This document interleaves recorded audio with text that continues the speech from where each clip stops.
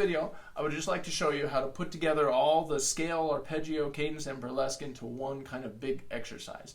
And at this point in your piano playing, I'm assuming that if you've been with me on my videos, you've seen the introduction to the C scale fingering, which shows how the scales go opposite directions with both hands. And I'm also assuming that you've gone through my little 8 exercises. There's 8 pre-scale exercises that would be good for you to do if you haven't done those yet. I'm also assuming you already know how to do the arpeggios, the cadences, and the burlesque, which you can all find videos of.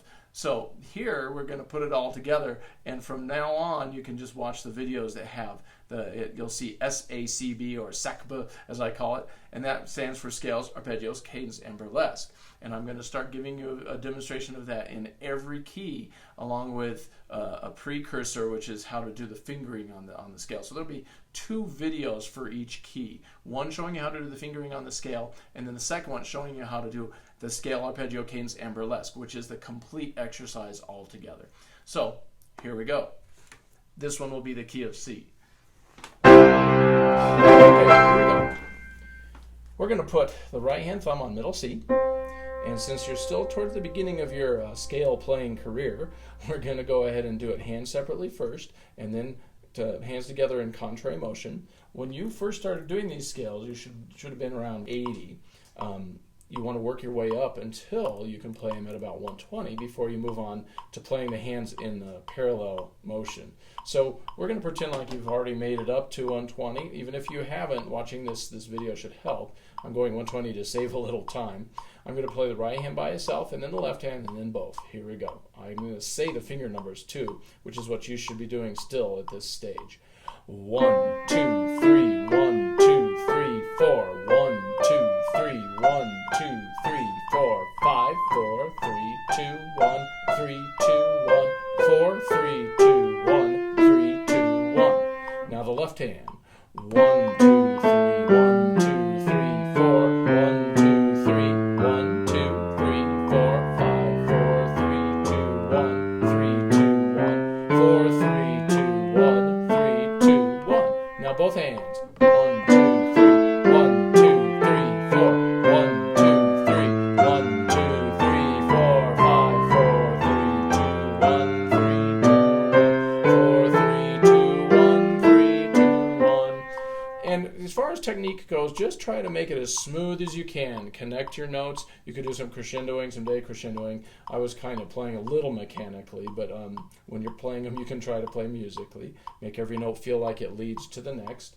I'm going to do that on the arpeggios, which are next. After you play the scale, just like that, right, left, both, opposite directions, go ahead and play the arpeggios. And we'll start down here with a 1-chord arpeggio, 2 octaves below middle C. And here we go.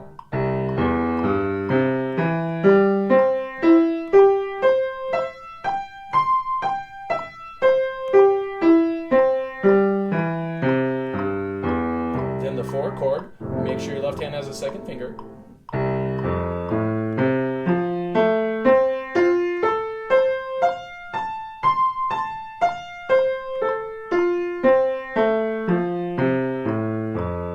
And then the 5 chord.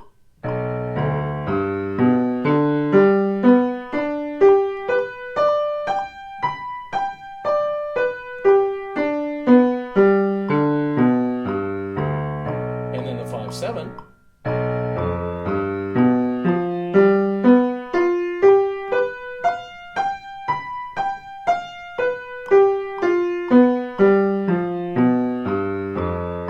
And then the 1 chord.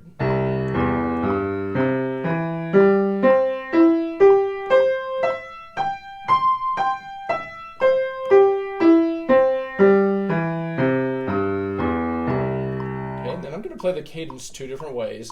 If you're more of a beginner, you'll be playing it like this. First the right hand, and when I do beginner cadences, play each chord at least twice, and in half notes like this. And then the left hand.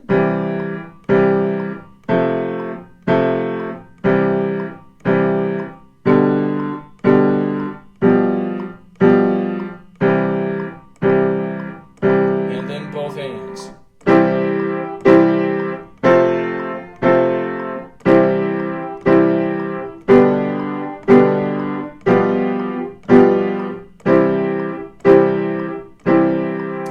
if you're beyond the beginning levels or the intermediate level, you might be playing your cadences like this, with the octave roots in the left hand.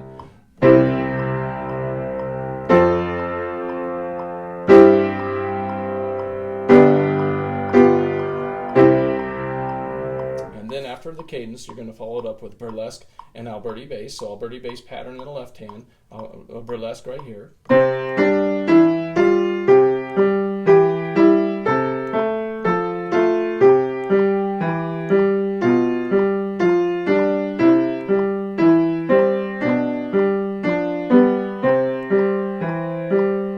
Okay, and then walking octaves.